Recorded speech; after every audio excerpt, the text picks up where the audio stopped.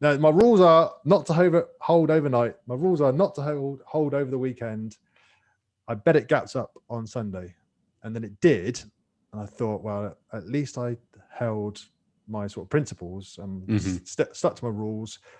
And, I just have to find a better entry later. And then by the time I looked at the charts just now, it's exactly where I thought it might go. And if I'd held, I'd be back to like minus figures for the day, really. So, yeah. Well, that's good. yeah, but it does mean if I've got like an idea of what should happen and it's not happening, I then revert back to, what is the bigger macro picture? Like, what are they trying to do? And then, that's where try and justify something.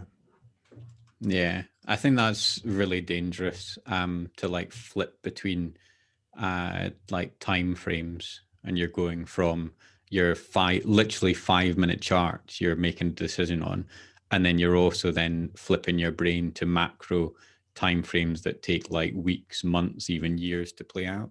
Yeah, there is that, and I totally agree. It's just if I'm not in line with the macro, the short term stuff, it doesn't really work out. Like for me, the long term macro is stonks go up. Interest rates going up is actually good for stocks and things like that. In my brain, because the economy is getting better. Mm-hmm. There's all these underlying things, but then, and also like I think the dollar is supposed to go down and all that type of stuff, and then in my mind, dollar goes down, stocks go up. So there's all this big stuff, and I always try and buy the lows, like the lows. But once that low had just disappeared, like they just took it out, I thought, maybe this. And then Miles is like, look at the size of this dirty weekly candle, and like, yeah, it does look kind of bearish. and I know I said like, probably reverse. And for 5 minutes, I was with him. I was like, yeah, that is a dirty weekly horrible candle. It's definitely going down a lot lower.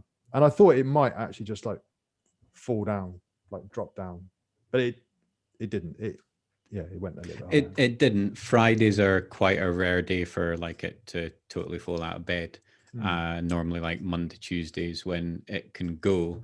And it is an interesting day today because like China stocks, well, Asian stocks have done really poorly today. Yeah. Do you know why though? Like, overnight. Have you found like a main reason for what was the cause? I kind of don't really care why. Yeah. But I do know that the news that has come out over the weekend was obviously the stimulus bill has taken another step forward, and there was really, really good data out of China of export data. Yeah. The trade balance was really good, wasn't it? Like, so the important thing is that we've had great news, and Asian stocks have really sold off really heavily. So therefore, that's a really good sign that we might have some weakness in equities today. Yeah, see, this is like where I need to go back and do some more research now, because I thought the Chinese data was just mad. It was like really good. And then, to see the market's not like,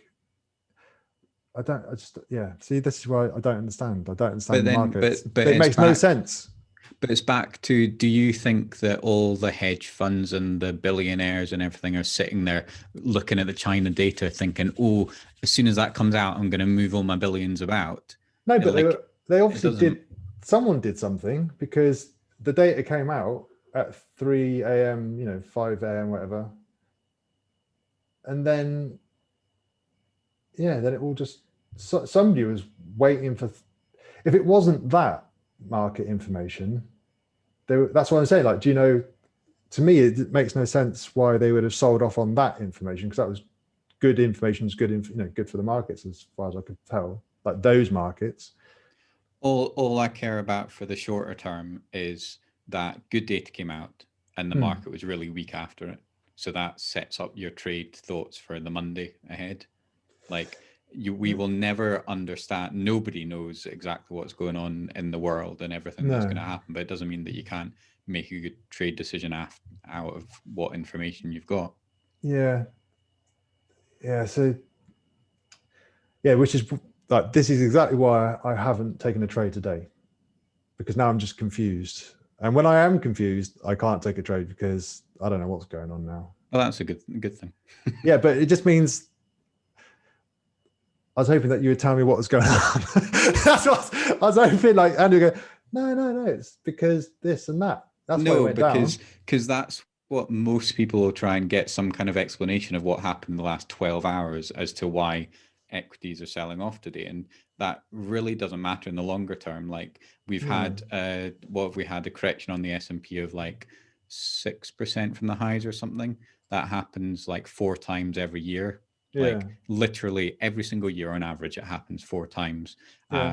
Once every 2 years it goes 25% or more, and people scramble about for explanations, but it's just the monetary system. It's just kind of what happens. So on the shorter term, it's just important to know whether data was good or bad and what the market reaction was, and that just frames up.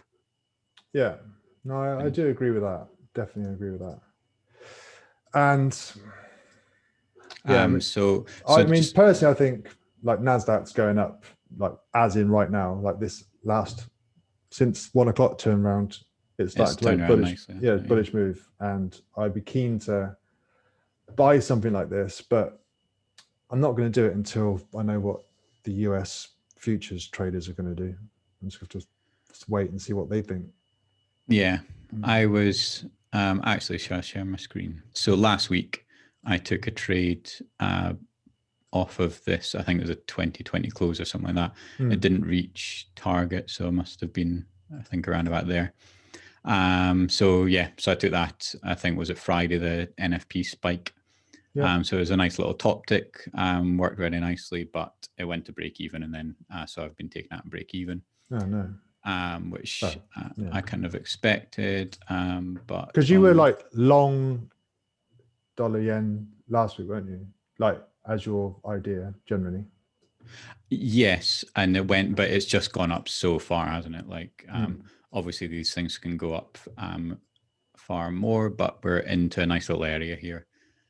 So I've got another trade set up for a short if it like rams way higher, which it probably won't, but if it gets there like today or tomorrow, then that's severely extended. And so it's another one of those ones that it's highly likely it'll get to at least a break even, which is always the ideal situation.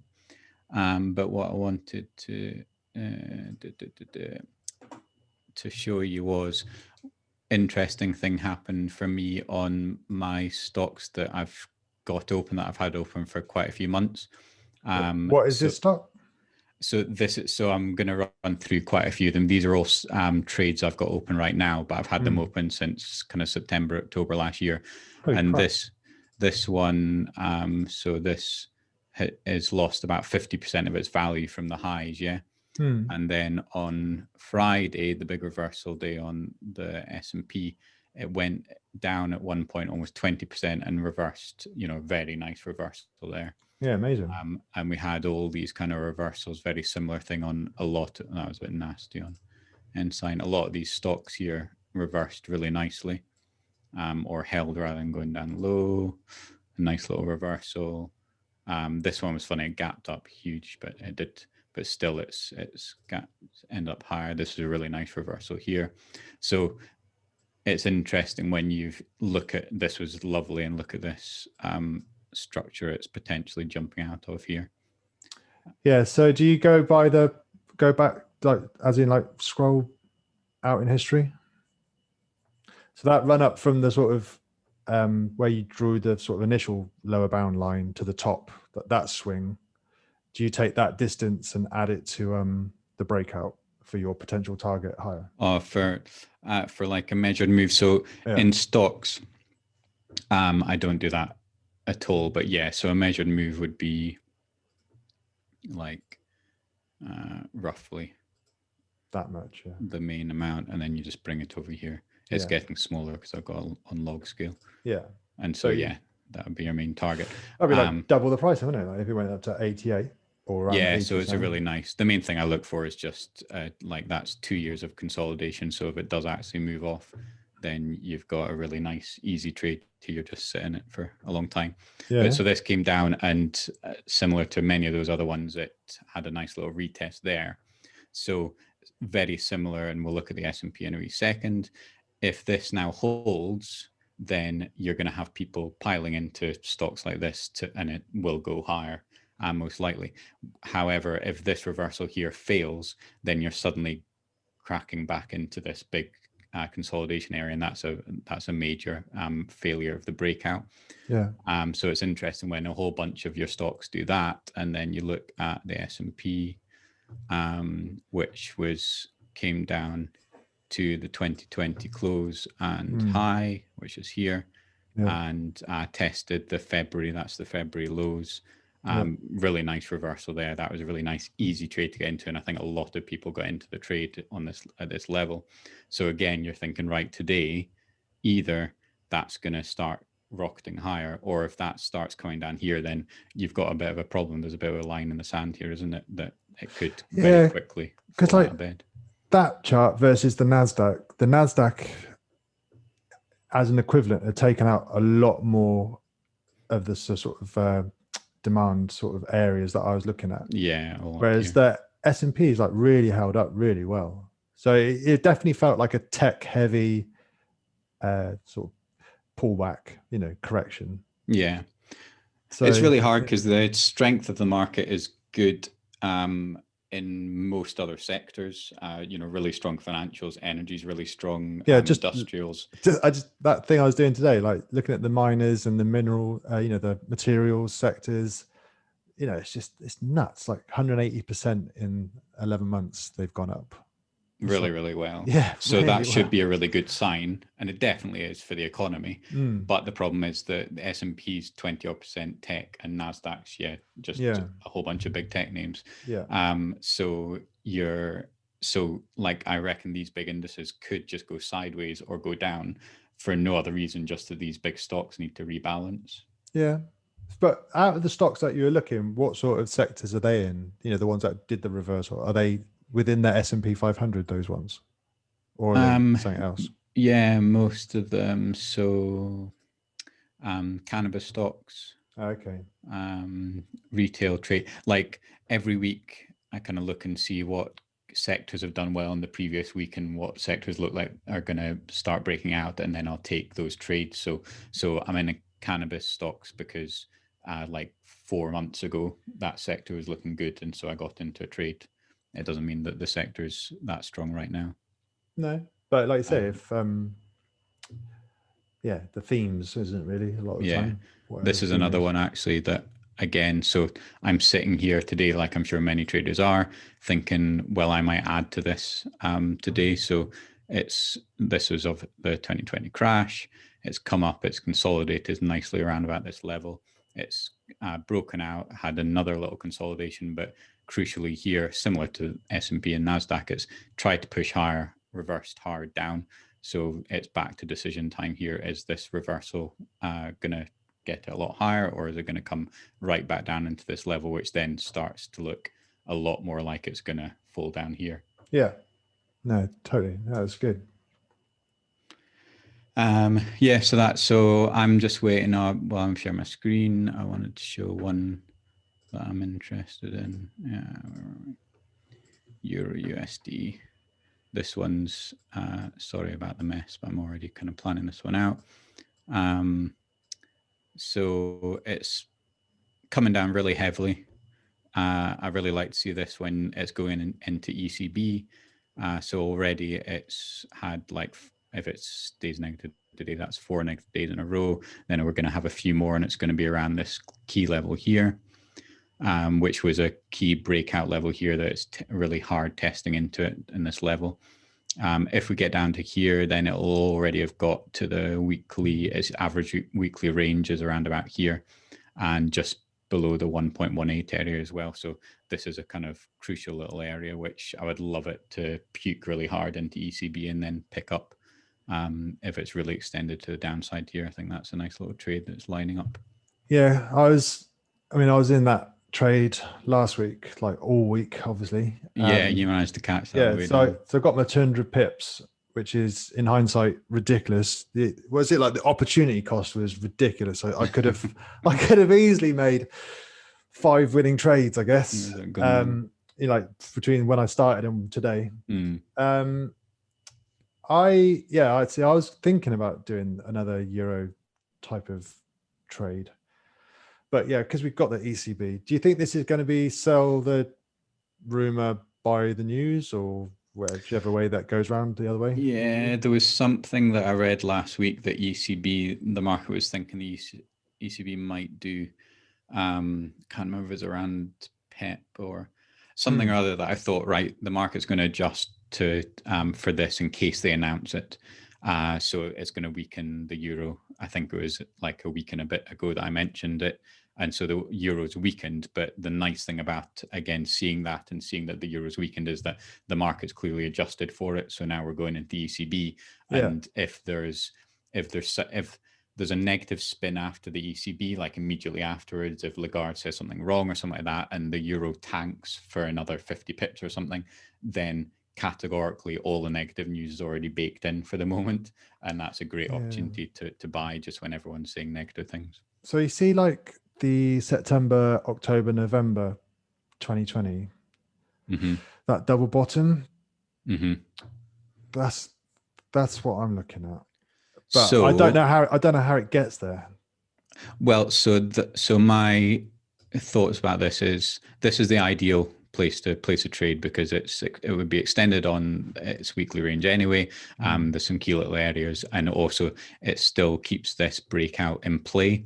It's also shown a bit of weakness. The problem with this is, it's a really key area, but if you're buying down here, you probably get a good trade out of it if it does make it down here. But it's shown a lot of weakness, hasn't it? Whereas if it bounces here, then it's just still trend. It's still in an upward trend. All right. Yeah, I totally agree. So my thinking would be the same as I was on Friday about the NASDAQ. And now I've seen them, take out that sort of key type of level where that it just looks like a complete sort of void between there and what 1.22 or 1.313. There's obviously like a gap between that double bottom and the next sort of support areas. I think if I was to go long, I would wait for them to fail to close below that double bottom. But I kind of want to. This is where I'm so torn. Like, I really want the dollar to come down, so the euro to go up. That's like my thinking. But I don't think Europe's that good at the moment. So I think US dollar is going to be stronger than euro at the moment. That's why I'm confused. I mean, that's why I'm out, because I just don't know. This just looks like it's in the middle of the range between November 2020 and the highs of start of 21. Yeah.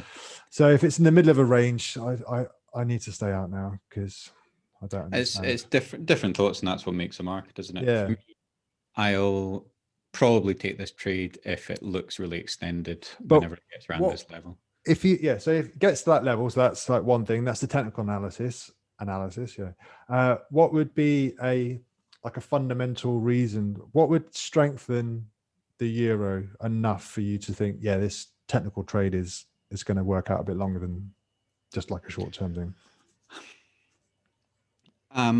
I used fundamentals to allow me to stay in a trade. Yeah. So basically, I mean, the euro, the dollar. So what's Biden just about to print another pretty much $2 trillion into the market? The euro is weak fundamentally, actually, for their economy. However, in the weird way that the Eurozone is set up, they basically don't currently have the system in place that they can print willy-nilly like the US is doing right now. Yeah. They've almost taken that to as far as it can go. And so there was something that the EC, one of the, I think Panetta, whatever it's called, was talking about last week, where they almost want to make conditions even looser in Europe, but their hands are tied pretty much right now, especially with the US yields going up. And so they're just kind of sitting and waiting. So I think that actually the long and the short of it is that although they don't want a higher euro, I think the euro might well go higher just because they've run out of things to do right now. They're waiting for the US to do more than them. Yeah. And okay, so what I've heard that kind of makes sense to me at the moment about the dollar is, because that would be the opposite side of this euro, wouldn't it? You got the supplementary leverage ratio of the banks. Oh, that was a trade I should have taken. And yeah, that was. And I've missed this now. This is my trading system because we're chatting. yeah. Well, now we're chatting. Don't start confusing me because I'm trying to get this straight in my head.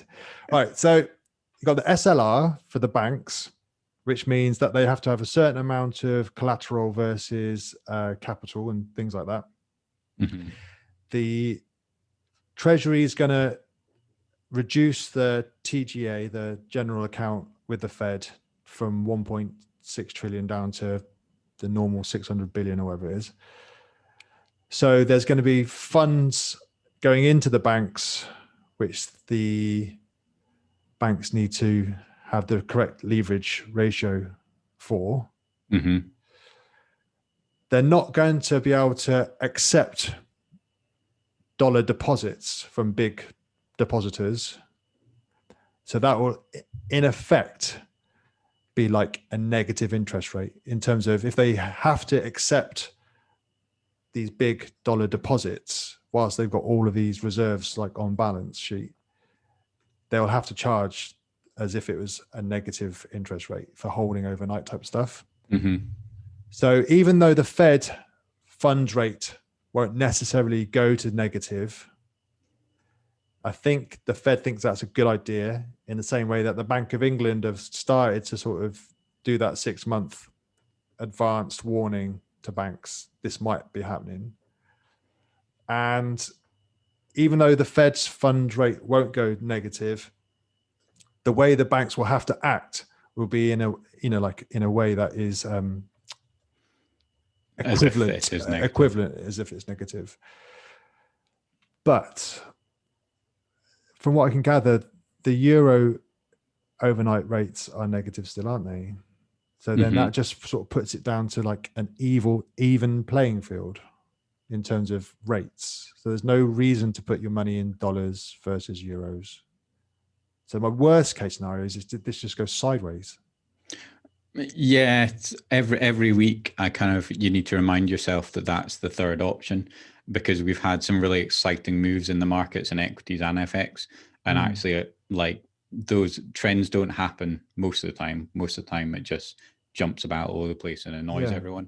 Yeah. And that is, I reckon, one of the most likely things that will happen, sadly, for the next 6 months to a year. Yeah, because I remember being like learning to trade and then being taught a trend following system just as the dollar went sideways for 2.5 years. Like literally, like if you were trying to daily trend follow, it just went sideways for 2 years. So none of the strategies worked. It's just like, this is dog poo. Yeah, it is crazy.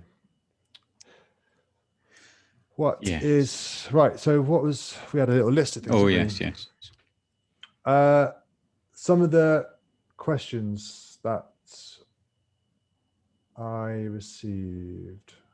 Had one guy using the daily charts wanted a stop loss bigger than 125 pips on the challenge. Oh, yeah.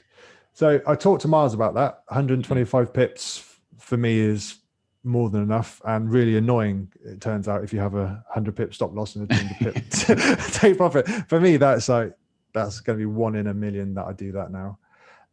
What about you? Like, you're a daily type person. Do you like max out on the stop loss? No. I mean, actually, sometimes I suppose I'll be up to 100 pips or something, but certainly not for the challenge, because that's why I'm doing this new trade plan, because I've realized if I have 125 pips for every one of my trades, it's going to be about 10 years before I get the right number of trades, considering a bunch are going to be voids as well, Yeah, definitely. Yeah. And on the flip side, one of the guys, he like emailed or no, got in touch, and he said, why did this trade not close at profit? And so I had to do some investigating on my sort of brokers, and then I got Miles to look at some of the data from our our liquidity okay. provider, and the bid definitely hit the take profit. It's just at the time of night, the only reason why the trade didn't close is if that 1.5, 2 pips, or however big the spread was, that ask didn't go through that level. And I felt really bad for him. Just like in terms of accuracy, to be within like a spread's worth of hitting target, that's got to be the most annoying. Well, that's exactly what happened to me here. Can you see that? Yeah. Spike. So this was the trade that I posted, the UCAD short. And so literally my entry was this purple line here. And so it was like, I don't know, 25 pips. So it was probably something like that. So it would have been like a perfect trade, and it would have gone to profit in probably about 20 minutes, like ideal. And so and on the broker that I'm using for this, it looked, that spike actually went past the sell, like the little ticker thing that said that that's where I was going to sell, and I never got entered into the trade. And so the spreads always seem to work against you. They always work in the dealer's favor. But at the end of the day, it's the same old thing. It's just the market's finding liquidity. So sadly, it's found enough liquidity, half a pip, before you got entered into the trade, and it's moved off in the other direction. So like when I was learning to trade, I would be taught, say, the Asian breakout range sort of strategy, and you'd have the high and the low of the Asian range, and then the idea was to put a 3 pip or 3 pips target. Was it what are they called? Not stop loss. What's the other way? When you go higher and you get stopped into the trade. All right. Buy stop. Yeah, like so you'd put like a buy stop above. Yeah, buy stop above and then a sell stop below. But you'd have to add in the spread. So I am used to adding, taking into consideration the spread. But it's like how would you mitigate against that trade again? Like if you were to try and do that trade again in the future, how would you then try and work out how to make sure you are actually entered in on the sort of the sell limit? Yeah, so this one is probably similar to the guy. So this one was quite an interesting one. So this is part of the new strategy that I'm trying to work out, and I'm doing it live to show one, how it's just so important to stick to rules, and everyone knows that, but actually it's extremely hard to stick to even just a few rules. And it's quite amazing how in all these big fancy trading things that you read online, all the big trading plans that you're meant to learn, there's 10, 20, hundreds of rules that you're meant to get to grips with, and your brain just can't cope with all those kind of rules. So that's why I'm doing it, to try and get to the minimum number of rules. And right now I'm just trading with 4 rules. I'll probably need to get up to kind of 6 to make it profitable.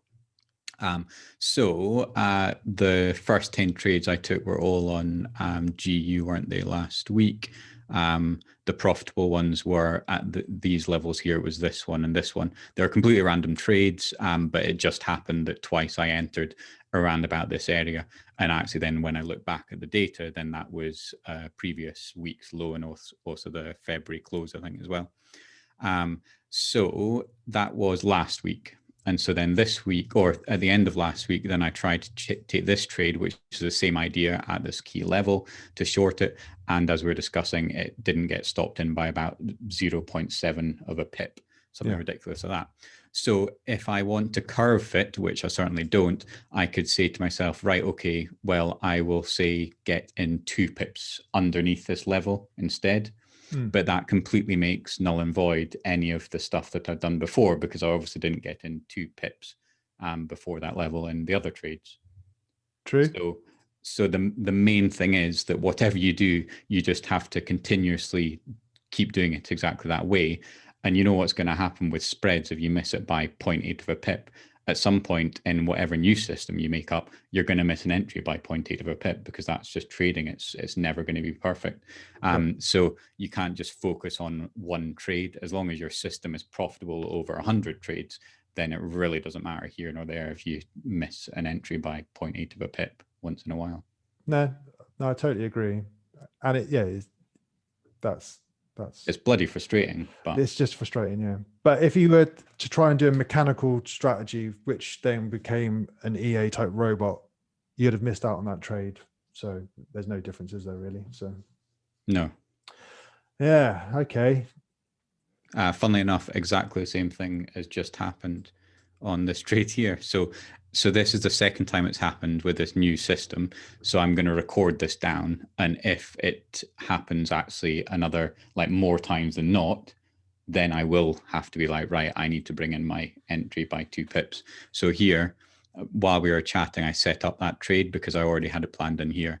So I set up to buy here, and I'm still, my buy limit's still sitting there, and the price has come down past that level and gone back up again. What is that's dollar CAD? Yeah.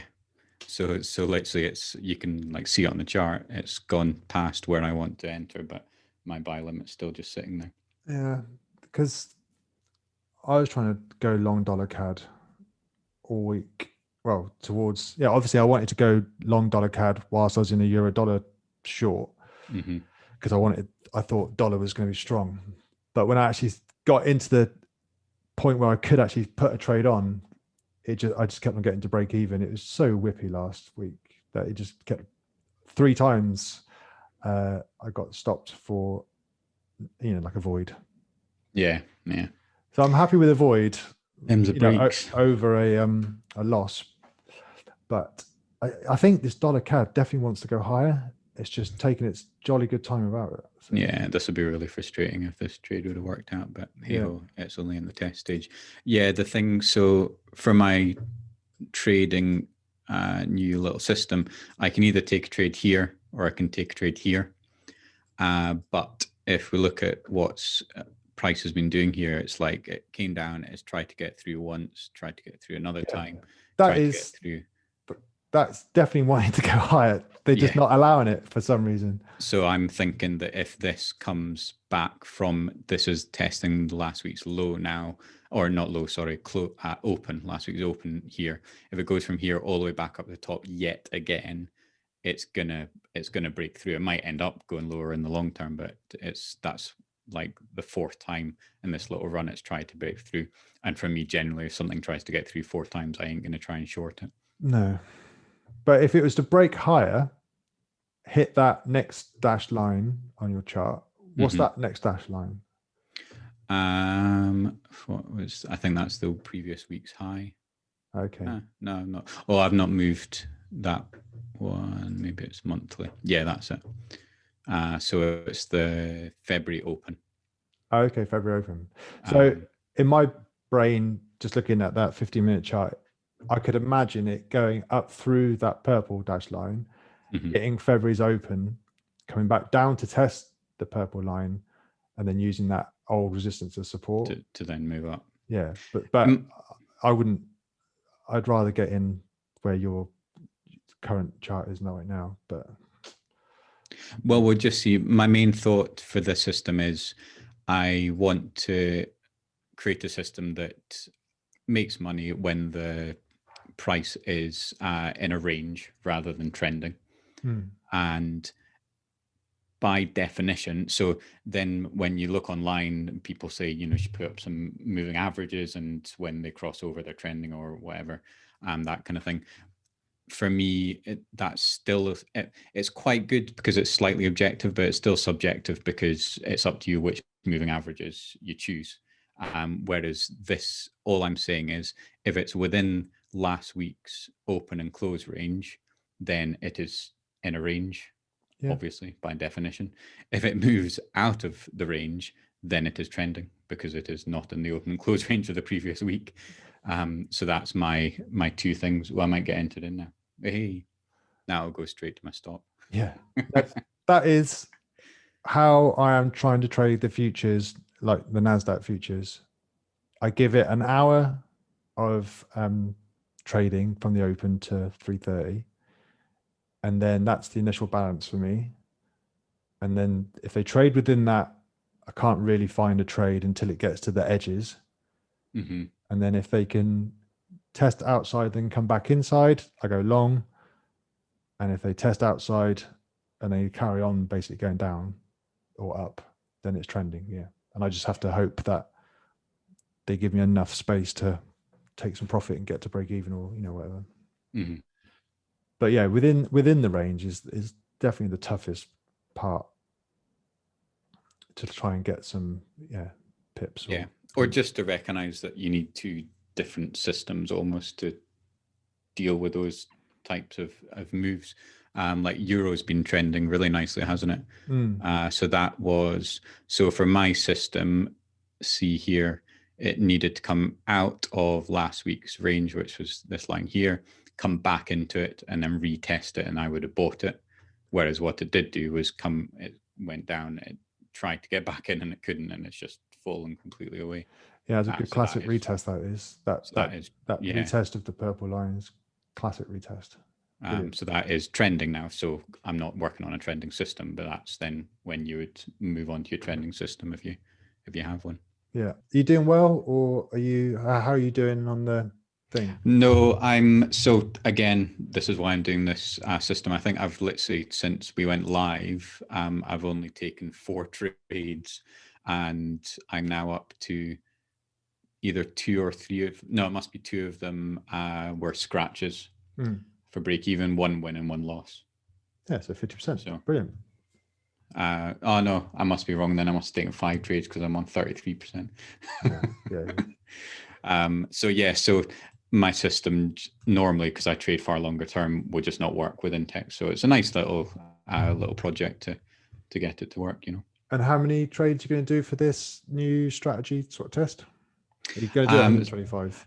So this one I'm not doing live on Intex yet. I'm doing it live on in the small account. Yeah. But I'm gonna just any new things that I do. I've never been one for back testing, because you generally, if you back test, you don't realize that you're pretending that you're going to be taking trades in the middle of the night and all that kind of stuff.